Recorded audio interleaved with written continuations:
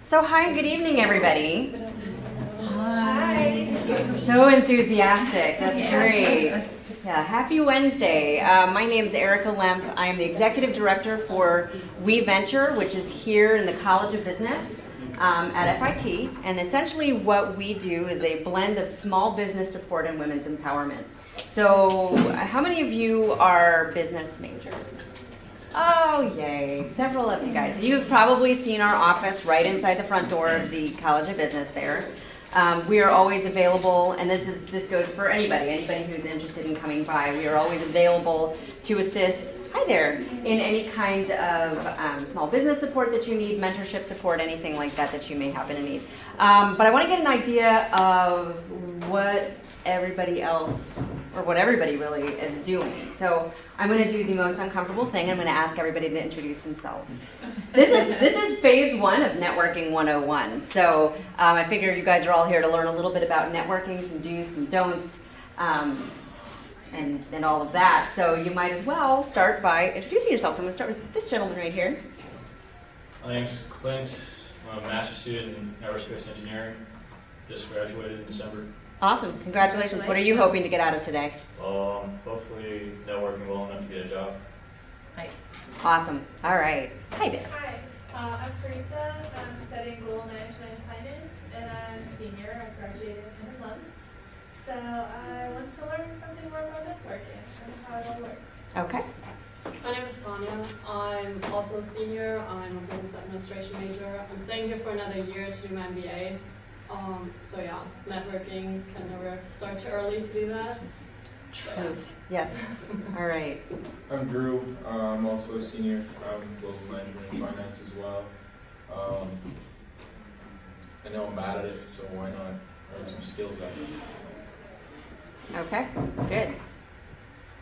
My name is Matt Weinstein. I'm a business administration major. I also graduated in about a month.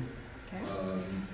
Looking to learn a little bit more about the tips and tricks maybe into it that I haven't experienced already with the stuff that I've done. So anything informational in that sense. Okay.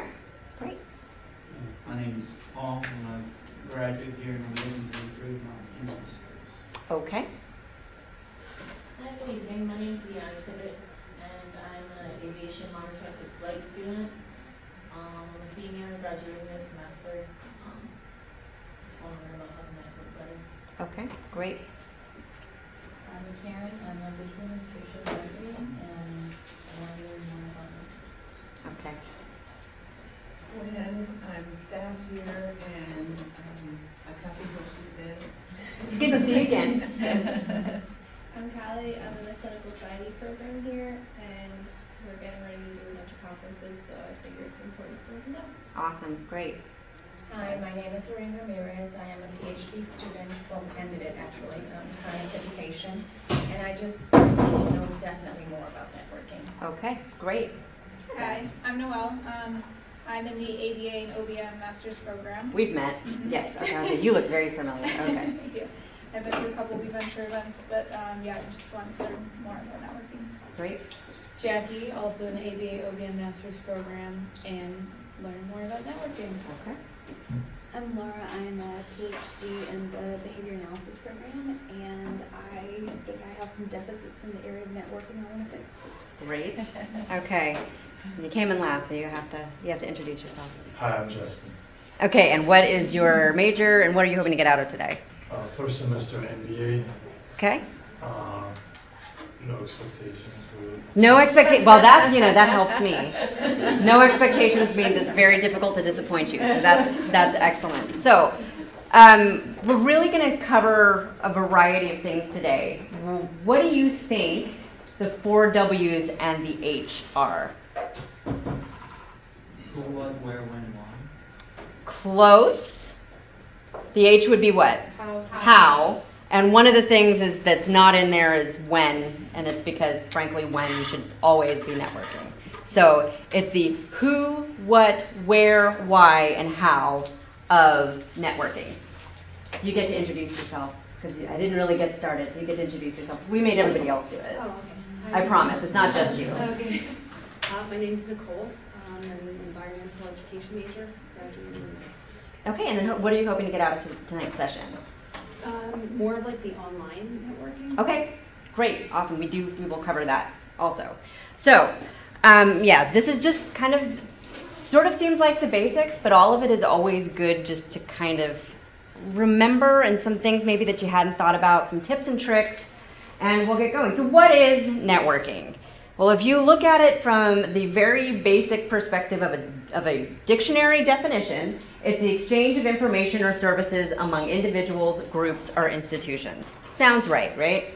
How many of you guys right now are looking at getting a job, or looking for a job? Okay. Some of you are just still in school, but some of you are definitely thinking career at this point, right? How many of you have gone to some kind of a networking event specifically for meeting people in the last 6 months? Okay, conferences, meetings, that kind of thing, right? How many of you went to any holiday parties this year? Or last year, I suppose, technically. Okay. How many of you are going to be going to graduation? Okay. What you're going to find out is all of these are opportunities for networking. Okay. Okay. So why network? Seems kind of obvious, right? But we do it because we want to make connections and build trust. We do it because sometimes we want to build a team. And I'll give you a stat on the next slide that'll explain a little bit more about that. You do it to find opportunities. A lot of times, there are things that are available out there that you would never know unless somebody told you about it. They're not listed on some job site someplace. They're not listed on a company's website. They're things that we only find out about through the relationships that we build. It helps you find jobs. It helps you to do business. If people like you, they will listen to you, but if they trust you, they will do business with you. How many of you have ever just gone to a restaurant because you drove past it? Thought, that looks interesting. Okay, sure, we've all done that. How many of you have gone to a restaurant because a friend of yours told you, you've got to go to this place, it's amazing? Right, exactly. And it's because you know somebody who believes in it already, right? So if people will trust you, they'll do business with you. Well, if you trust your friend, you'll do business with the people that your friend does business with. It's all about networking. We get these things from shared interactions and shared experiences. It's also a way to just expand our human experience. It's an opportunity to learn more about other people and bring them into the fold. You never know when amazing relationships can happen simply from the people that you meet and the conversations that you have. How many of you in this room are super, super comfortable walking into a room full of strangers and just having conversations? Okay, a few of you. So we have 2 extroverts in the room. How many of you how many would consider themselves extroverts? Okay, how many of you would consider yourself introverts? Right, right. Most people are actually pretty introverted. I would, believe it or not, consider myself to be an introvert. I love this kind of setting. I will talk in front of a group full of 500 people, but I don't love meeting with people, a bunch of people that I don't know one-on-one, which makes it, you ask the question, well, why are you giving this presentation? And the reason is because I have had to learn to do this for the jobs that I have had and for the career that I have built for myself. This is something that I've had to learn to do in order to get ahead. And so I am sharing this information with you. Okay, this is the most important thing that you will take away, right? At least 80% of today's jobs are landed through networking. 80%, at least. So, when I first moved here to Brevard County in 2005, I was looking for a job. I moved here because my husband got a job at Northrop Grumman.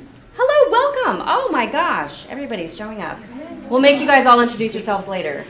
So when I moved here in 2005, I did it because my husband had moved down because he had gotten a job at Northrop Grumman. I did not have a job I did not know anybody. I was brand new to the area. And so I had to find a way of getting a job. So what did I do? I went online and I put my resume into a whole bunch of different search engines and hoped for the best. I hoped that at some point somebody would say, ooh, she's interesting, I'm going to interview her. It happened a few times, but most of them were not things that I was particularly passionate about or interested in. About 3 months after we moved down here, my husband started making buddies at work, and one of the guys that he was hanging out with had a roommate who was big in the community here. She was doing foundation work for one of our local not-for-profit organizations, and we all went out to dinner one night. She said, hey, you know what, I'm part of this group. It's called Young Professionals of Brevard. Why don't you come to one of their socials, just check it out. You know, you never know who you might meet. So I walked into, it was actually over on the Indian River Queen. Have you guys ever seen that riverboat that hangs out in the middle of the Indian River in Cocoa? It's like a big Mississippi-style riverboat. So they have a bunch of stuff that they do on there. I walked onto that boat and into a room full of people I'd never met before and started kind of being like, okay, who can I talk to? What can I do? And the person that had organized it was a woman by the name of Michelle Vercoy. And Michelle is actually a graduate of FIT. Yay, go Panthers. Anyway, it's fine. Not as excited about it as I am, apparently, but that's all right. So anyway, so she had said to me, well, you know, we actually have a job opening here. Let me introduce you to our president and CEO, and maybe you guys can get into a conversation. So I met Kristen Bakke, who runs an organization called Lead Brevard. Lead Brevard was the parent organization of Young Professionals of Brevard at the time. And so we were sort of talking. She said, well, what are your experiences? What have you done? And I'm, well, my last job, my title was Vice President for Public Relations and Marketing for a student housing complex in Gainesville, Florida. She's like, oh, well, I don't know that we necessarily have anything for you. I said, no, it was a glorified leasing agent. Let's talk. Let's have a conversation. So I went in for an interview, and apparently I impressed her because I got that job. What that job gave me the opportunity to do, though, was meet a lot of people in the community. The next job that I got, where I moved on from there, was with an organization called CareerSource Brevard. The reason that that happened is because the president of CareerSource Brevard was on the board of directors for Lead Brevard. I ran into her one day in the grocery store, and she said, hey, you know I have a job opening, right? It's to do youth and entrepreneurial programming. Are you interested? The reason that happened is because she had seen the work that I had been doing at Lead Brevard for the last 6 years and said, you're somebody that I want on my team. We'd built a great professional rapport. She'd been able to see the work that I had done. She was interested, and she brought me in for an interview. Said, that's fantastic, let's talk. Ended up getting that job. In 2016, when my predecessor at weVENTURE was leaving, her name is Beth Gitlin, she said, hey, you know, we've got this job coming open because I'm leaving. You may want to consider applying for it. I'm like, okay. And I knew a few other people that said, hey, you really should consider applying for this job. It's a really good fit for you.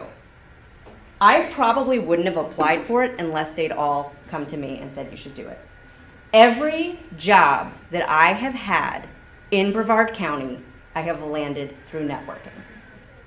Every single one of them. And it happened pretty quickly. When I first moved down to Gainesville, it took me 6 months to get a job because I knew nobody and I wasn't networking. I was just hoping that eventually somebody was going to find me on the internet and offer me a job. That's how important it is. That is why you've got to be making connections and meeting people every chance you get. The other piece of this is that networking techniques, and what we're going to talk about in here tonight, will help you with interviews. So once you land an interview, a lot of what we're going to talk about is going to be really good answers to some of the questions that you're going to be getting in those interviews. Okay, so that's why it's important. The other piece of the why is you want to know what your why is. Why are you networking? Why are you at a specific event, right? So you guys know who Simon Sinek is? He did a TED Talk called Start With Why. If you haven't seen it, I highly recommend that you do. His whole concept is that people don't care what you do, they care why you do it. He has a lot of conversation about like Southwest Airlines. He talks about Apple versus Microsoft, you know, all of those different things. It's a really great business case at any rate, so you should definitely look into it. But you have to know going into it what you hope to achieve. If you've ever heard the quote, if you don't know where you're going, any road will get you there, it's true, right? So if you want to go into an event with a goal, you want to start with the end in mind. You guys have probably all heard that as well. What do you hope to get out of the interaction? And know what you're bringing to the interaction. Something that you should know about networking is that it is not a one-way street, okay? It is something that is always, it's transactional. It's back and forth, right? It's not, hey, I want you to know who I am, and now I'm going to walk away. Okay, so that's going to be very important as we go forward. So know what you want to get out of it, but know what you're putting into it as well. So who are you trying to connect with? That is another really, really important thing. So give me an example of some place that you've been networking in the last 6 months. I asked that question at the beginning. A bunch of you guys said you'd gone someplace. Say that again? The Melbourne Regional Chamber. Great example. Chambers are fantastic for networking events. There's a great place to get leads and a great place to connect with local businesses. Did you know who was going to be in that room when you walked in? Not really. They don't have like a list online like some of the places do, so it's kind of like in the news. It can be, yeah, that's true. And you don't necessarily always know who's going to be at something. However, if you start identifying people that you want to connect with and then understand where they're going to be, and this is going to sound awful, but cyberstalk them a little. Do a little cyber stalking, and I don't mean that in terms of figure out like, oh, they're going to be at Publix at 3 p.m. on this day at this time. That's not what I mean. But if you find out through LinkedIn, and we'll talk a bit more about LinkedIn, that they are on the board for a specific organization, and that organization has a dinner coming up, they are probably going to be there. So that would be a great place to go. That would be a great charitable event to sign up for, because you have a chance of running into the person that you're trying to have some interface time with, okay? So do your research. Make sure that you have some kind of an idea of the types of people who are going to be at something, because there are so many events, there are so many opportunities for networking, and therefore so many opportunities to waste your time if you're not doing your research on the front end. You want to make sure you have some kind of an idea of who's going to be there so that you can get an idea in your head of what you want to talk to them about, right? And then this last piece, bring a buddy. The buddy system is awesome, and we'll talk a little bit more about this as we get into the how later, but the buddy is great. Don't use them as a crutch though.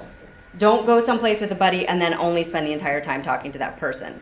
But what they can do is sometimes they'll know people that you don't know, or you'll know people that they don't know, and it's a great way to make introductions to people that you may want to meet. It's also a little bit more comfortable to not be standing there completely alone, right? It's somebody to kind of talk to. You guys can strategize together and say, hey, that's somebody that I want to meet, or that's somebody I want to meet. It's a great way to compete. I'm going to meet like 3 or 4 people, you meet 3 or 4 people, and then you introduce me to the people that you met, and it kind of makes it a little bit more comfortable, right? So bring a buddy if you can. Where? This also kind of stands to reason. We should network where the people we want to network with will be. If you are trying to network with business people, go to the places where business people will be. It just makes sense. University events. I know that you guys have a few things that are going to be coming up here in the next few weeks where there's going to be an opportunity to interface with some business people. There's oftentimes going to be business folks at graduation because they sit on advisory boards for the various colleges within the university, right? So you've got opportunities here. Sporting events at the university, great place to meet business professionals. Anywhere where there are sponsorship opportunities, individuals from the businesses that are sponsoring those will be in attendance. Professional development opportunities, so we talked a little bit about conferences. If you're going to be going to any of those, that is a place where if it is specifically a professional conference, it's a great place for you to meet people.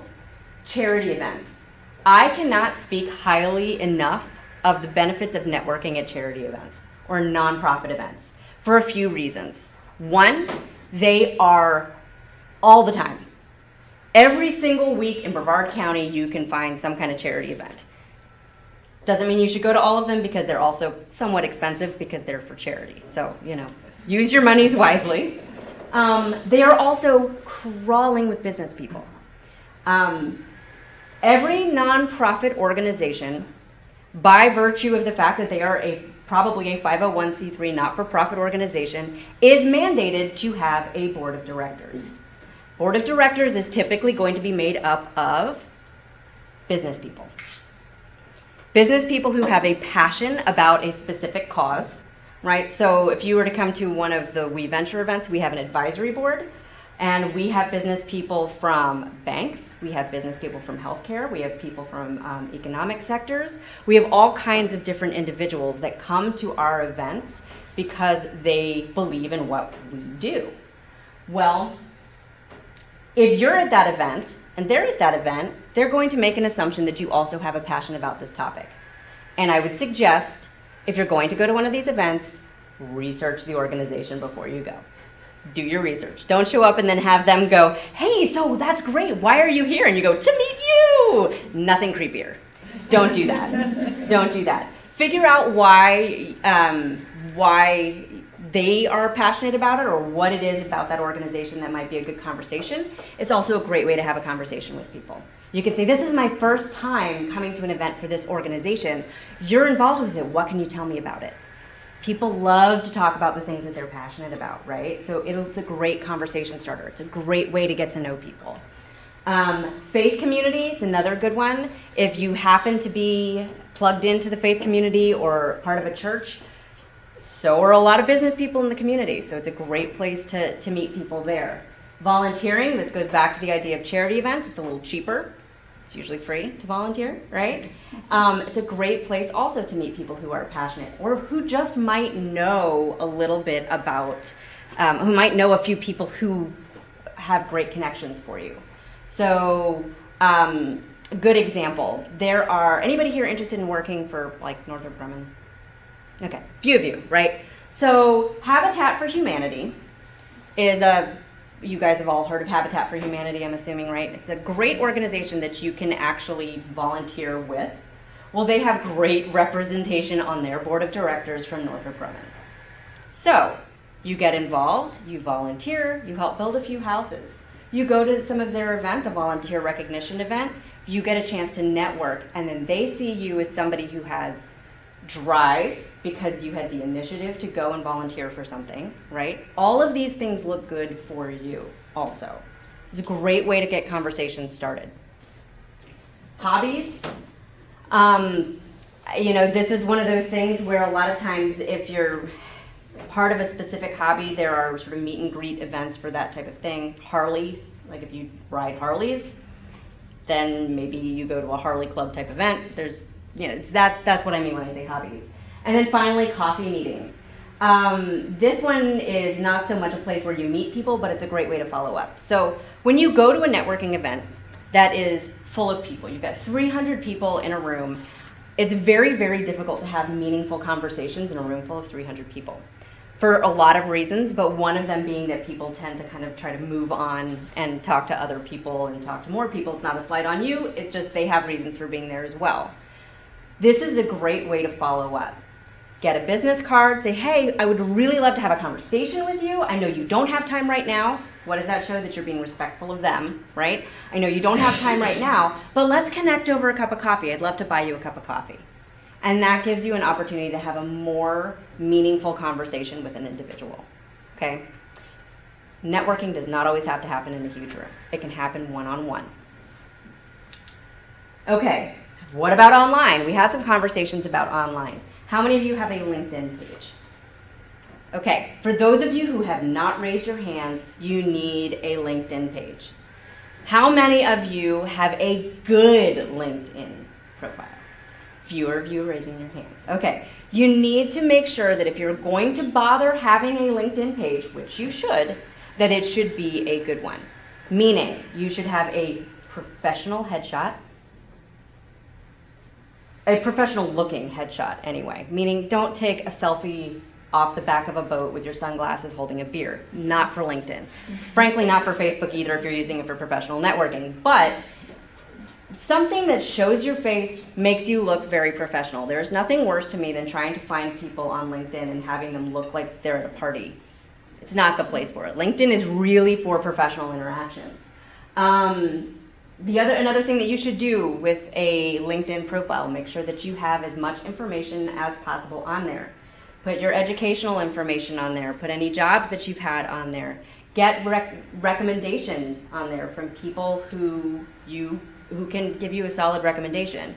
And that's not the endorsements tab, right? So there's two different things. There's endorsements, which is yes, this person's good at this. Yes, this person's good at this. Yes, this person's good at this, because it doesn't really say anything. But an actual written recommendation, and don't hesitate to ask people for that. It's a great place to find it. You can go onto a LinkedIn page, you can find things that people have said about an individual, and people can find that information out about you as well. The most important thing that I can tell you to do with LinkedIn, write something. Write an article. This is not something that has to get like widely published, but you can write an article and publish it through LinkedIn, and then it will be on your LinkedIn page, and people will then be able to go and see some of the work that you've done. Don't make it an opinion piece. Make it something that's got some substance to it. So if you are currently a student, which the lion's share of you are, write an article about something that you're studying. Truly. It is a great way for people to go on and say, again, this person has got they've got great writing skills for starters, so make sure that that it is completely free of all things like erroneous. No spelling errors, no grammatical errors. Make sure it's really well written. But it's a great way to put yourself out there, and it shows initiative as well. Facebook. How many of you have a Facebook page? Oh, it's so nice. It makes me feel a little bit less old. I'll talk to high school students, and I'm like, okay, Facebook, and they're like, oh, okay, Instagram, Snapchat, I don't even know anymore once you get past a certain point. But Facebook it is your friend and it is your enemy. Make a very clear decision as to whether your Facebook page is personal or professional, and keep it that way. Here's why. If it is a personal page, you still need to be very careful. Probably don't post a bunch of pictures of, I don't know, what does anybody do anymore? Ice luges, that kind of thing. Some, showing yourself partying it up on the weekend. It's fine, I get it, it's personal, but at the same time, believe me when I tell you that employers will look you up and they will see your Facebook page.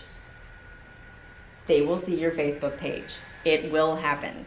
The other thing that they will see, and I know this is kind of surprising to you because it surprised me, is if you Google image search somebody, it's going to show a bunch of pictures where you've been tagged.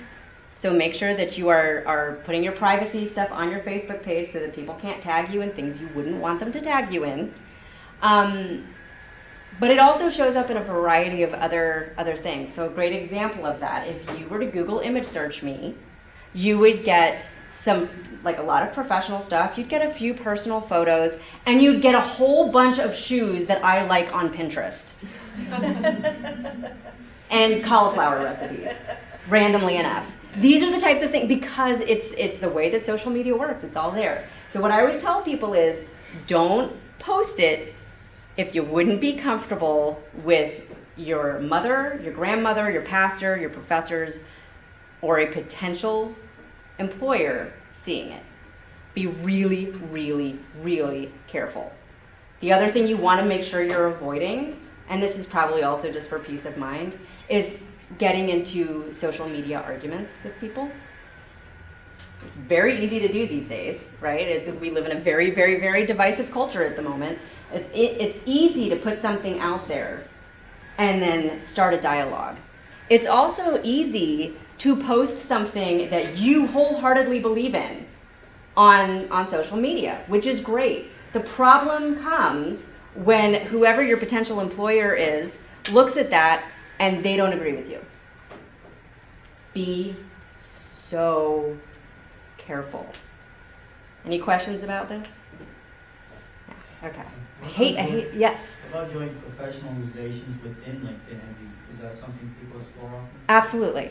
Absolutely. And actually, I would also say, so joining some of the professional organizations or professional pages, that kind of thing within LinkedIn, it's a great idea. It's a great way to find other people who are in there who have common goals.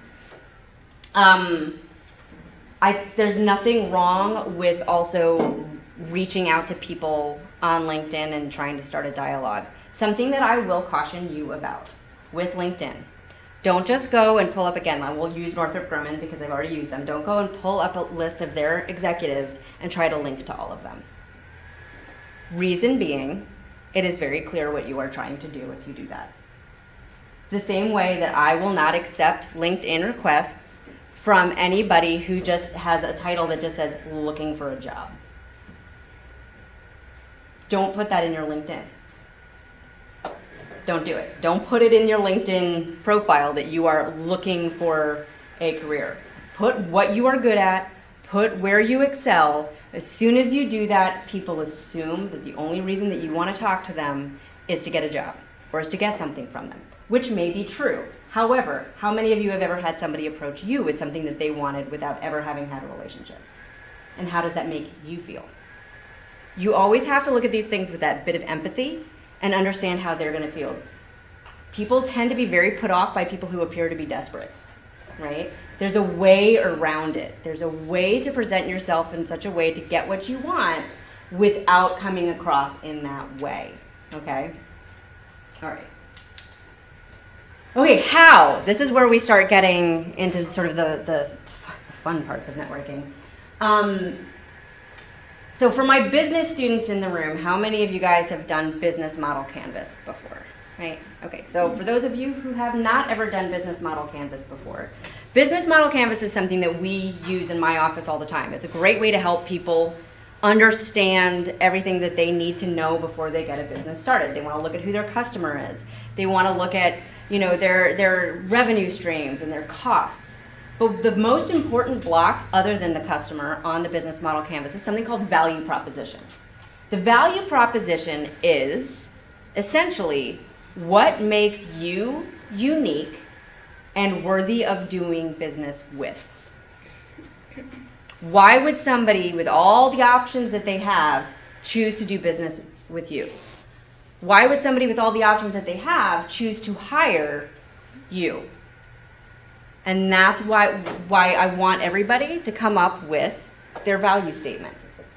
Because, and this is where we were talking about how this will be very helpful for you in interviews as well. How many of you have ever been someplace and somebody says, well, what do you do? Tell me about yourself. How many of you would say that that is one of the hardest questions that you ever have to answer? It's true. It can be so difficult to talk about yourself in a way that is meaningful to someone else.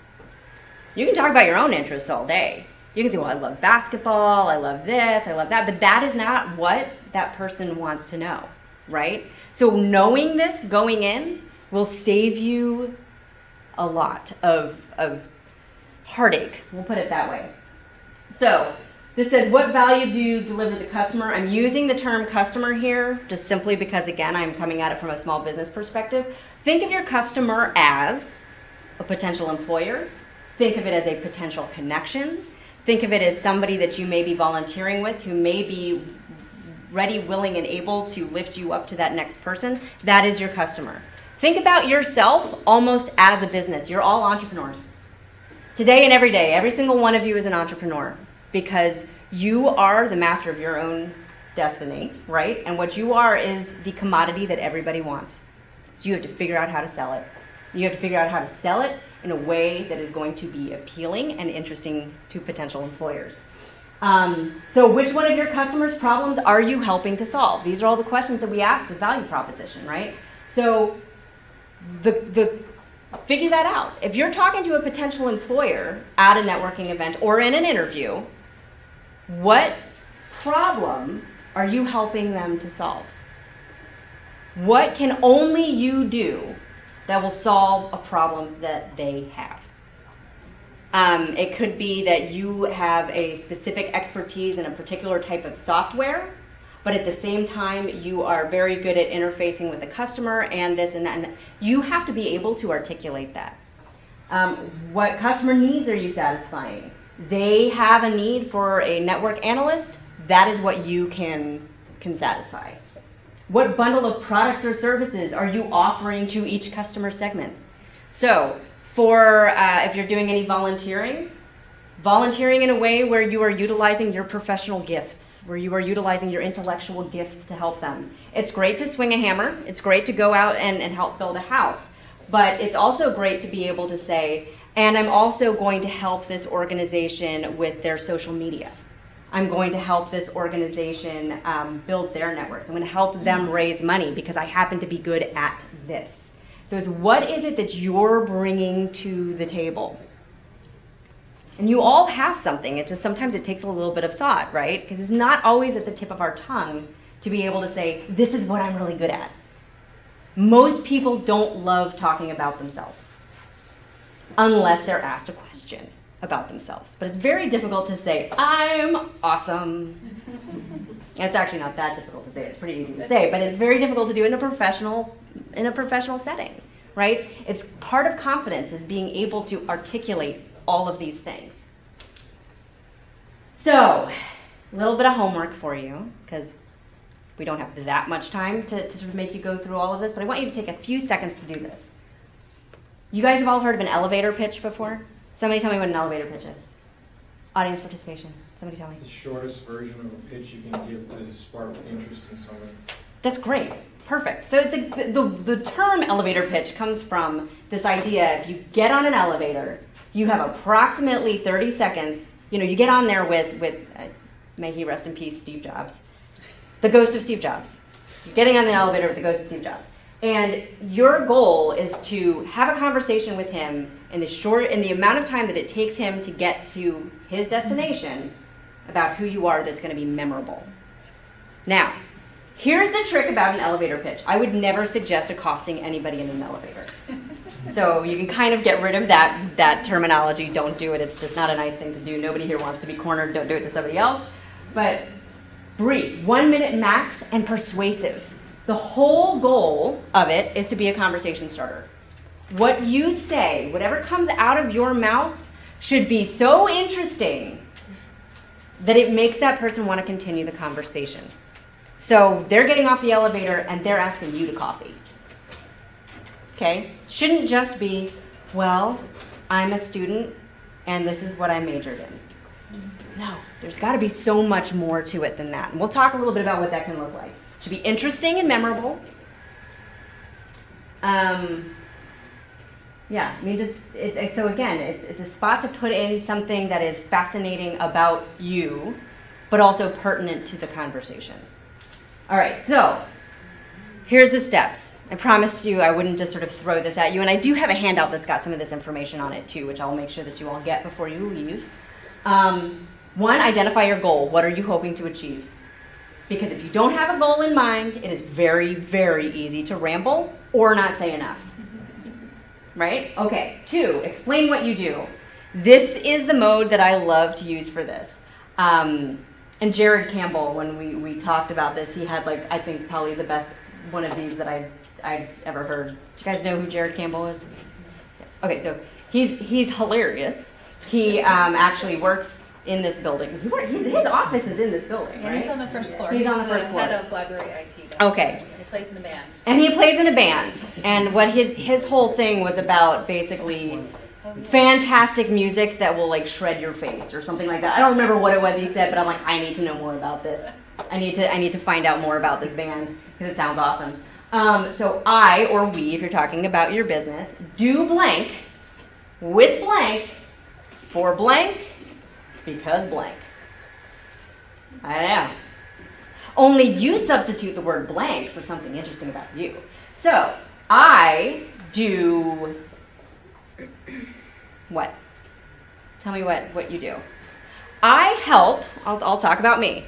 I help female entrepreneurs with business development, and again, some of these kind of come out depending on what it is that you're talking about, because I believe that women are an incredibly vital part of a growing economy.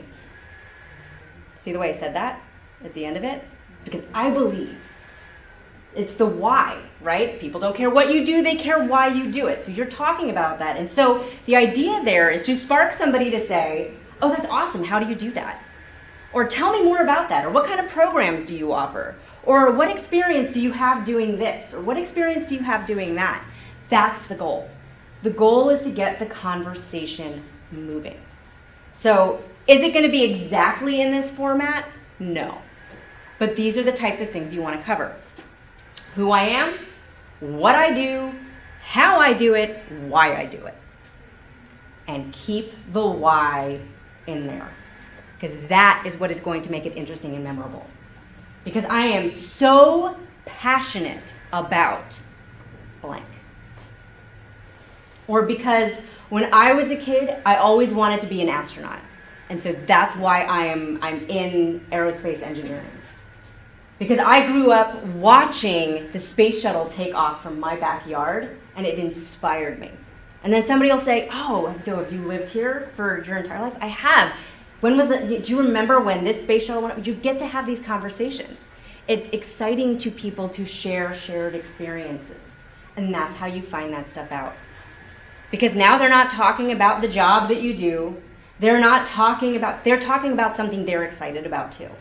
And so the goal is to convince them to be excited about what you're saying, okay? You're communicating your value. You're showing them what you have to offer. End and engage with an open-ended question. So usually I talk people through this, and they'll say something with an open-ended question along the lines of, this is usually the hardest part for people, right? Are you looking for any employees? No, bad way to end it. Best way to end it is something like, depending on what the rest of your statement is, start with mine. Have you ever thought about starting a business? No, I couldn't do it. Why? Anybody can start a business. Let's talk about it. And then it gets them talking about what they do, right? Or for Jared, and he was talking about his band, was like, when was the last time you went out and saw an awesome rock show? That's an open-ended question because it gives them a chance to talk about themselves and their own experience. Okay? Put it all together, you edit it to make it so that it makes sense, and then you practice it a few times. Now, what you don't want to do is walk right up to somebody and say, hi, I'm Erica, I work with female entrepreneurs. You don't ever want it to sound scripted, but you want it to be in your mind enough and able to roll off your tongue well enough to be conversational. So don't write a script, but have something that you feel like you can pull out and really talk to people. So where is this going to be really, really helpful other than just networking? Interviews. Because the number of times that I've done mock interviews and have started with, because most interviews start with what question? Tell me about yourself. And people will say things like, well, I am a student and I'm studying this. Or they either go that route and there's no personality to it, or they go, well, I really like basketball and I like to hang out with my friends on the weekends, and I have 2 dogs and a goldfish, and I love sushi. Also not what they want to know, right? They want to know, what are you bringing to the table? Tell me something about you that's interesting. And this is a great format to do it in, because it allows you to kind of do it quickly, without rambling, but also with bringing in enough information. And it gives it to the point where they are now interested, and they want to learn more. Okay? So I really suggest putting all of that together. All right. Okay, so some things not to do with networking. Do not talk more than you listen. Why? What is everybody's own favorite topic? Right. So if you come in and you're just talking about you, and you're not giving them an opportunity to engage or respond, then they're not going to feel like they're as much part of this conversation. You're also going to come off as arrogant. And you don't want to do that, right? You want to make a good first impression. Do not lead with a business card, and it should say, or resume. The number of times that I have gone into professional networking events, and I put my hand out to shake somebody's hand and they shove a piece of paper into my hand, you know what that they might as well be saying? Here, you throw this away. True. It's true. Because if somebody hands me a piece of paper, business card, different, but don't lead with it. End with the business card. End with the business card. Don't just walk into somebody and hand them a business card. Because they didn't ask for it. They didn't want the business card. That leaves a bad taste in people's mouths when you do that. Don't forget to ask them questions about themselves, or about what they're interested in, or about why they're at the event that you're at. Oh, don't use a poor handshake or poor eye contact. Okay. Tell me about poor handshakes. Too light. Like if it's too light, like if someone barely touches you, it makes me feel really uncomfortable. That's the most uncomfortable thing. It's awful. We call that the limp fish handshake. When somebody kind of gives you their hand and it's just the fingertips. It's like, what is that? Or they barely touch your hand. Okay, more bad handshakes. There's more bad handshakes than good handshakes, let's be honest. Okay, somebody give me another bad handshake. It's really sweaty. Really sweaty. Sometimes it's unavoidable. A little trick for that, you know, if you're going to a, there's always tricks. If you're going to a networking event, hand sanitizer and a piece of chalk. A piece of chalk will dry up your palms. Too big of an up and down. Too much of this, yes. Or none of it. Or none of it. Right. Okay, more bad handshakes. People that shake your hand too long. Too long. Oh, the awkward. They're holding onto your hand for too long. Too familiar, especially if it's the first time you've ever met them. Okay, more bad ones. Holding too tight. Too tight. That's the other one. That's okay. So there's the too loose, and there is the too hard. Anybody here ever? I mean, we call them the bone crushers. Anybody ever had the bone crusher? Where they literally grab your hand and it's like they've got something to prove. Stop it! Stop it! But they do that. Yeah, no, I did not enter into this conversation to get injured. So leave my hand alone. That is like the worst thing. And I'm sorry, men, but you tend to be particularly guilty of that one. Particularly when talking to other men. I don't know what that's about, but I've seen it. It's a power struggle. Okay, my personal least favorite handshake that there is the Your Highness is what I'll call it.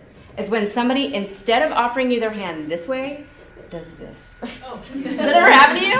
Yes. And then they just, I'm like, am I supposed to shake your hand or kiss it? I'm not sure, right? So the bad handshake, practice your handshakes. I know that sounds so silly and so foolish, but it is the first impression, and it is so important because people will remember that. People will remember it. Firm, but not too firm. A couple of pumps, and then let go. Let it go. Put the hand down. Truly, truly. And then that's tough too, because if you're like shaking somebody's hand and then you're trying to pull away, and they're still holding on, like that's awkward for everybody involved. Same thing. Poor eye contact. Okay. You should not do this. If somebody is talking to you, definitely try to make the eye contact with them. Again, though, much like the lingering handshake, too much of the lingering eye contact. And when you combine the two, it's a recipe for disaster. Too much hand holding and too much staring into somebody's eyes is definitely, you know, at least second date material. Don't start that way. Don't start that way. But it's really important that you try to make sure that the other person feels what? Comfortable. Too much eye contact can be challenging, and the poor handshake can be a really, really tricky thing. Fortunately, most people will follow your lead with stuff. And if they have a bad handshake, it's very difficult to fix it. So if they're only handing you like a portion of their hand, you can't like just feed your hand. I mean, it's, you know, you can only work with what you're given, but at the same time, it's, be mindful of at least what you're bringing to the situation. Okay. Engage people in talking about their favorite topic, which is them. Even if they don't want to talk about themselves like outwardly, they want to talk about themselves to you, right? So engage them in that. Talk about what their interests are. You turn something, I mean, this is an old trick, but if you do this in an interview and you actually end up talking more about them than you do about you, then they will think that was the best interview that they've ever been. I mean, as long as you answer the questions, you have to still answer the questions and answer them well. But if you leave the conversation and they feel like just like glowing because you've really engaged them about themselves, it's going to go pretty well. Okay, looking for opportunities to enter a conversation. This goes back to that whole having a buddy thing. If you are at an event and somebody is talking to somebody like this, right? So I'll turn this way because I know there's people on the camera. So if you're talking to somebody directly like this, they are 100% across from one another, there is not a very good opportunity to enter that conversation unless you know one of the people that's talking. And even then, read it, right? Now, if either of them are standing like this, there's an open invitation to walk in. Watch the body language. Closed, open. Okay? The other thing that you can do, if you really, really want to sort of sneak in and talk to somebody and you do know one of the two people, you can sneak in and say, I really didn't want to interrupt, I just wanted to make sure I got to say hello to you before I left. You do a quick handshake, and then hopefully that will get that person to introduce you to whoever it is that they're talking to. Tricky. So tricky, but it does work. It does work. You're like, I'm so sorry to interrupt. I just wanted to say hello, and then, you know, hopefully we'll read the cues and say, oh, let me introduce you to, or do you know each other?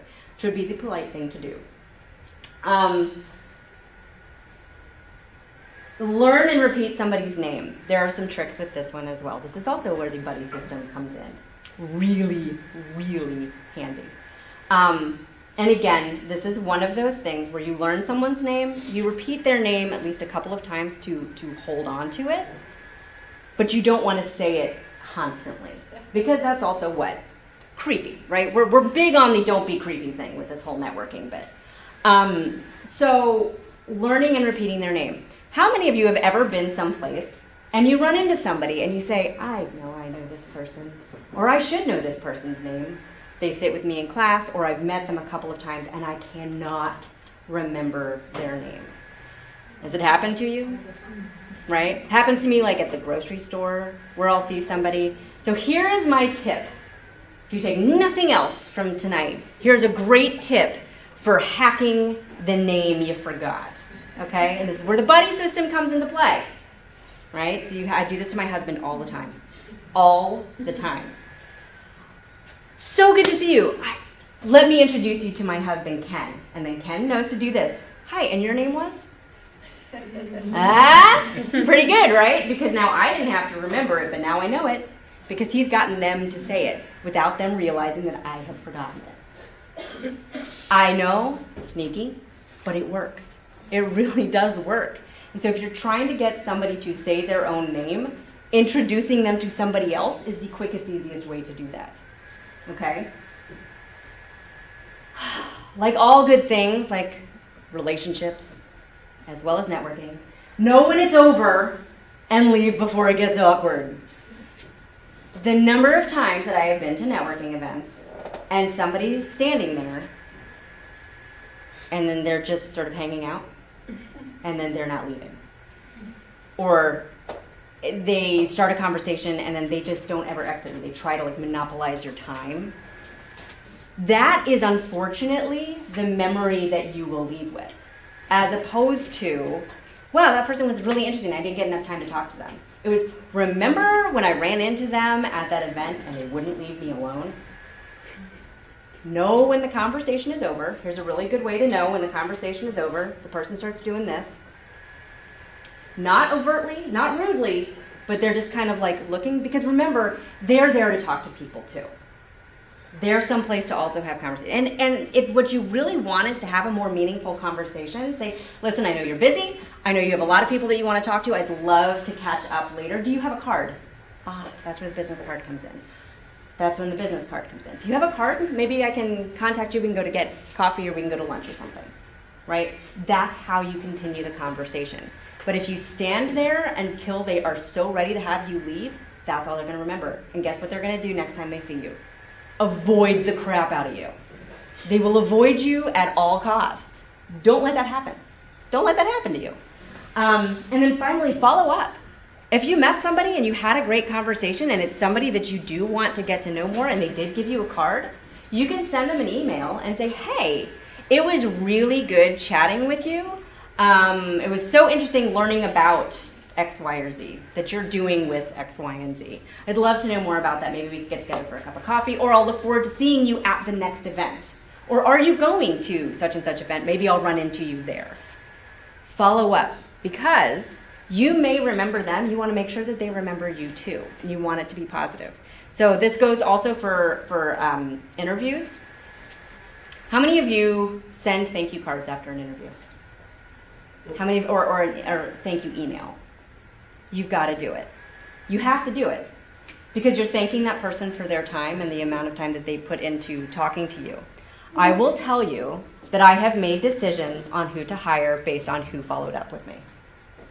On thank you email, I've been told that if it's like 3 people or less who interview you, they should really try to send a custom email to each one. Absolutely. Absolutely. It should not be one block email to a panel of people. It's, hey, it was really great to meet you and talk about this. I look forward to furthering the conversation or potentially having an opportunity to work with you in the future. It's okay if it's a similar email to everybody, but you don't want to put them all in one email string. But now if you have like 5 or 6 people interview you, I mean, you still say you have, that's hard to get. I would still send one to each individual. If you want to set yourself apart, that value proposition thing, if you want to set yourself above and apart from everybody else, sending an email to each person that you talk to is a great way to do that. Because what you don't want to do is also send it to one person and then find out and have them talk to somebody. It's like, oh, did you get that email? And they're like, no. Yeah. But you definitely want to make sure that you're following up with everybody who gave you their time. Because if they gave of their time, it is only considerate for you to give, like, again, 5 minutes of your time to follow up with them. Okay? Okay, so we are right at the end of our time. Remember, be genuine, be remarkable, and be worth connecting with, right? So again, these are all those things that you put together. What about me is interesting that other people might want to know about? And I guarantee you, even if you don't think there's anything interesting about you, there is. Ask your friends. Ask your family. It's very difficult to sometimes come up with it yourself, but somebody else can tell you why it is that they choose to continue to hang out with you, right? So those are my suggestions to you. If you guys have any questions or would like to follow up with me or would like to practice your networking or go to an event and don't know where to go, or anything like that, feel free to contact me. Again, physically I'm located in the College of Business, right inside the door. I have a bunch of business cards that you guys are welcome to pass around if that's easier than trying to write that all down. I won't be offended if you don't take one. Don't throw it away. And then also I had promised you a handout. So the front of it is just general, you know, why, hows, do's, don'ts, and where's. I know it's a lot of information. It's a little light bedtime reading. If you guys are having problems falling asleep tonight, it's a great thing to catch up on. And then some creating your value pitch. So we talked about, like, what can you say? And there's some examples of things in here as well. So by all means, take one of these if it's of interest to you. I hope that the last hour was a valuable piece of your time. It was a valuable piece of mine. And again, if you guys have any questions, I will entertain those. Otherwise, Good luck and happy networking. Did anybody have any questions? Okay, yes. You mentioned like particular events that some companies go to. Uh-huh. Where do you find out about those? A combination of places, LinkedIn, Facebook. So if there are Facebook pages for events, if you are trying to figure out, you know, a great way to find out like what volunteer things or charity events to go to.